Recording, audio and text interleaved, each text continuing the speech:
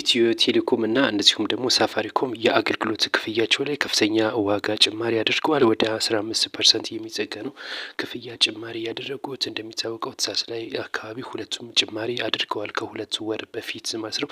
አሁን ደግሞ በተጨማሪም እንደዚሁ 15% የሚጠጋ የአገልግሎት ክፍያ ጭማሪ ማድረጋቸውን የተነገረ የሚገኘው እነዚህ ሁለት ተቋማት ማለት ነው። በዋናነት ለጭማሪው ምክንያትነት ያቀረቡት ለአደጋ ስጋት አመራር የመዋጮ ነው የተባለው። እንግዲህ ለአደጋ ስጋት አመራር መዋጮ ለመሰብሰብ ተብሎ ነው ይህንን ጭማሪ ያደረግነው ሲሉ ነው የገለጹት።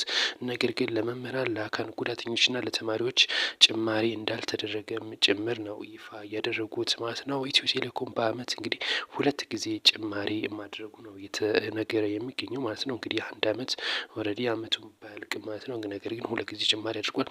እንደዚሁ ሳፋሪኮምም እንደዚሁ 2 ጊዜ ጭማሪ አድርጓል። በዋናነት በኢትዮጵያ በኢኮኖሚ ባለው ሁኔታ እንደዚሁም ደግሞ የብር መውደቅን አስመልክቶ ነው ሀሳባቸውን እየሰጡ የሚገኙት።